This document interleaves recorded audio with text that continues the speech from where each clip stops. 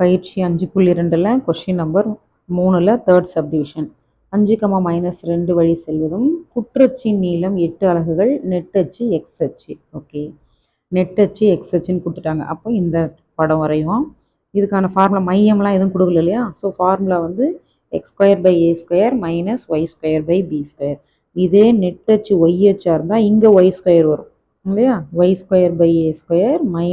x²/b² = 1. அந்த பேசிக்ஸில் போய் பார்த்தா தெரியும் உங்களுக்கு. இது எக்ஸ் அச்சுனால இந்த ஃபார்முலா எழுதுகிறேன். ஓகே, அடுத்து என்ன கொடுக்குறாங்க? குற்றச்சு நீளம் 8ன்னு கொடுத்துருக்காங்க. குற்றச்சு நீளத்துக்கு ஃபார்முலா 2a.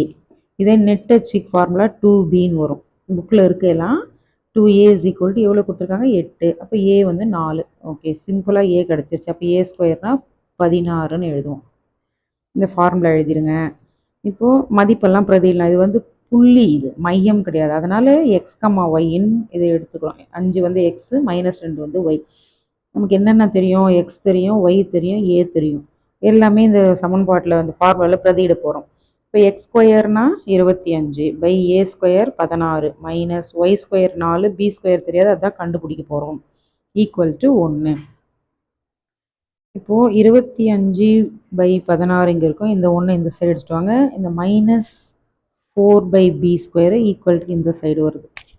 இப்போ இது ப்ளஸ் ஆகிடும், இது மைனஸ் ஆகிடுமா? இப்போ எல்சிஎம் எடுங்க. எல்சிஎம் எடுத்தோம்னா 9/16 = 4/b². b² தான் நமக்கு வேணும். கிராஸ் மல்டிப்ளை, குறுக்கு பெருக்கல் பெருக்குனா b² × 9 இங்கே வந்துடும், 4 × 16 இங்கே வரும்.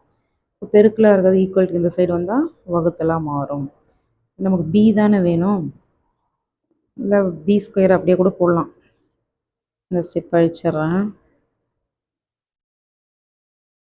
ரூட் எடுத்து போடணும், தேவையில்லை. இப்போ b² என்னது? இது பெருங்க. 16 4 64/9. ஓகே, இப்போ a² தெரியும், b² தெரியும். ஃபார்முலாவில் போய் பிரதியிட வேண்டியதுதான். இந்த இருக்குல்ல ஃபார்முலா x², a² எவ்வளோ? a ஸ்கொயர் பண்ணால் 16 மைனஸ் y². b² வந்து 64/9 இல்லையா? ஸோ தலைகீழ போடும்போது 9 மேலே போயிடும். ஆக்சுவலாக எப்படி இருக்கும்?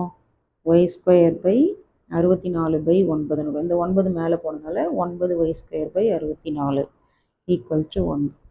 ஸோ இதான் இதோட ஆன்சர். இப்போ நீங்கள் தெரிஞ்சுக்க வேண்டியது குற்றச்சு நீளத்துக்கு ஃபார்முலாவும், எக்ஸ் அச்சுனா இந்த ஃபார்முலாவும் எழுதணும். அதுக்கப்புறம் நம்ம மதிப்பு பிரதியிட்டு ஆன்சரை போட போகிறோம். அவ்வளோதான்.